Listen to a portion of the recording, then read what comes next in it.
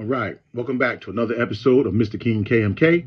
This is where I bring you a short recap, at the very least, the next day after every Knicks game. Now, previously, it was on my Knicks, Mr. King KMK channel. I will also start premiering this also on Knicks Morning Coffee. So, like, comment, subscribe to both, and here we go. All right, last night we took care of the New Jersey Nets. It was a fairly even game for the most part. The Knicks had the upper hand. How it got down to a 15-point lead in the fourth quarter and needing the game winner from Jalen Brunson, we can break that down. But coming off the loss we had the other night, it was encouraging to see Jalen Brunson. He missed a game winner the other night and then came back tonight and got one. Or excuse me, last night and got one. But in any event, the Knicks are showing progress. Now, we had to play last night's game without our starting center, Cat, and then they also had to play their game without their starting center. We also had to play without Deuce McBride. And that just gave other people a chance to step up in this early season so we can start to get a feel for what we got. And one thing we know about the New York Knicks is going to be nicks and bruises and bumps along the way.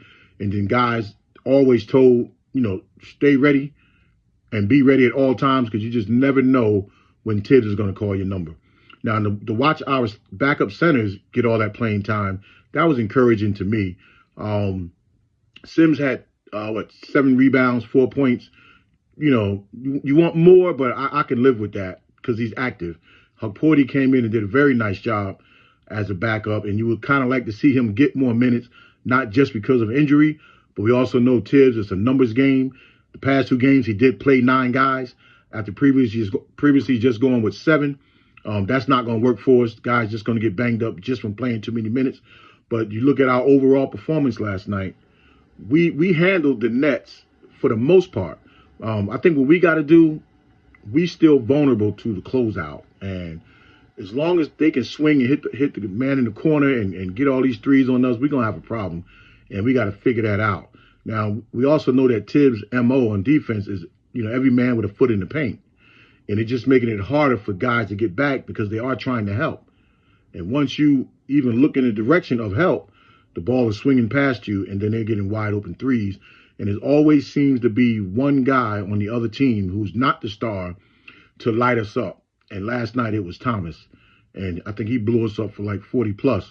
And that's happening every game, and we got to try to figure that out. Now, we know we have wing defenders. That's going to help us moving forward. It probably shouldn't be a problem down the stretch because we tend to play better and way more focused in close games. And it would be nice sometimes just to go put them away. Now, the Nets, they don't have any stars, but they got decent players. So in this NBA, you're not just going to walk up on teams and just dominate every night. But whatever our game plan was, for the most part, it looked like we stuck to that because you've seen good ball movement, and then you also seen guys taking the man off the dribble when he had him. It was encouraging to see OG Anunoby when a small guy on him in the post, no fooling around, turn, spin, bang, and he's getting several dunks every game. So he's showing his value of why it was imperative that we re-sign him in the offseason. Miles Bridges, can't say enough about him and how he's going to continue to grow and find his niche on his team. And it's going to take still a little bit more time, but as he do, the Eastern Conference got to watch out. And then, Brunson, he's definitely figuring it out. I mean, it was a little easier probably not having Cat because you don't have to defer.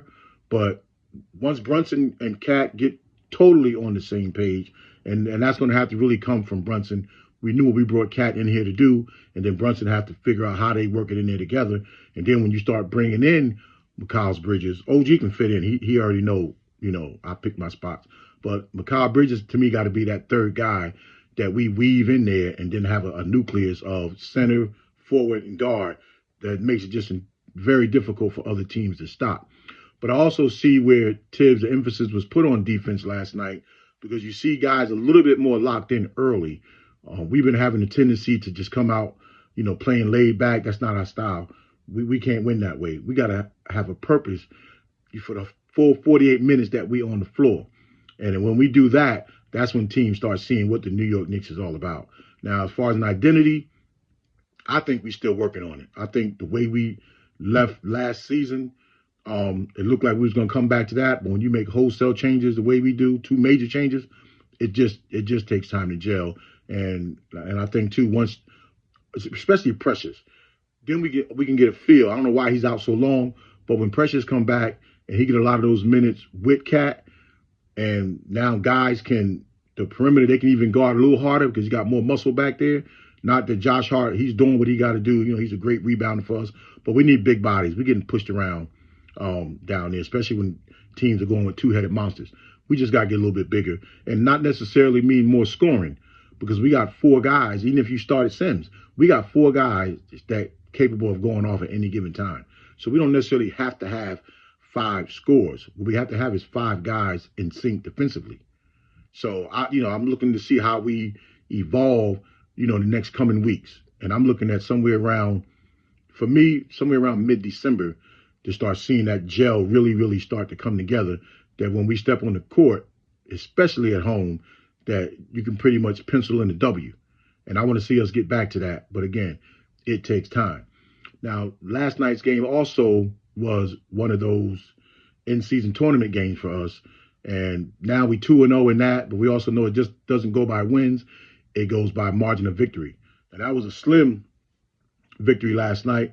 Points-wise, it probably don't help us, but we'll see what happens with that as time goes on. Not that I really even care about the in-season tournament right now. If we should get there in the end for that play-in thing they have and make it to Vegas, that's different. But for right now, I'm just hoping to see our team gel. And I also like the fact that Tibbs put in our rookies last night. And Porty he just had to play. And then Dottie, he got some time. He didn't look bad. To see him out there with at least three starting players, it shows that he belongs.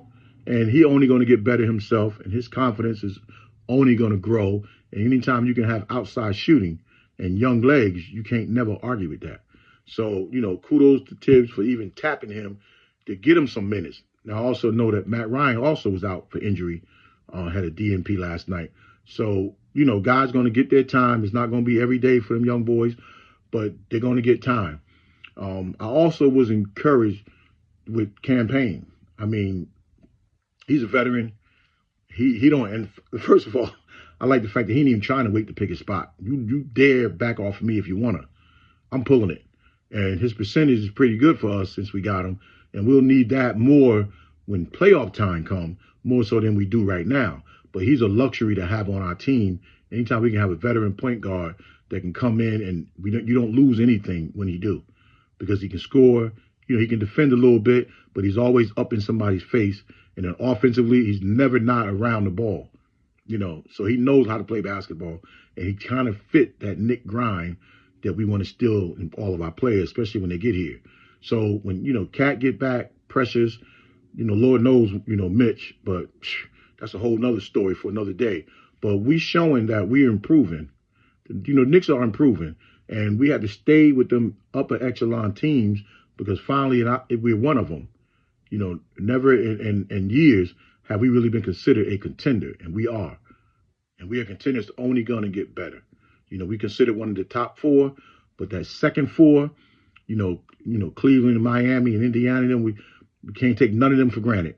Every time we play them, we got to look at it as a playoff game. And these are also teams that have knocked us out of the playoffs in previous years. So we got our work cut out for us. But last night's win was a nice win, nice bounce back win. And at the same time, stay away from multiple game losing streaks. And then as the season gel into the middle of the season, we're going to start seeing, the New York Knicks that we all, become now to fall in love with the past couple of years. All right. So, again, this is Aaron on Knicks Morning Coffee. You can also see it on Mr. King KMK. And I encourage you to go back and check out some of the other shows. And let me know what you think. All right. Until next time, peace.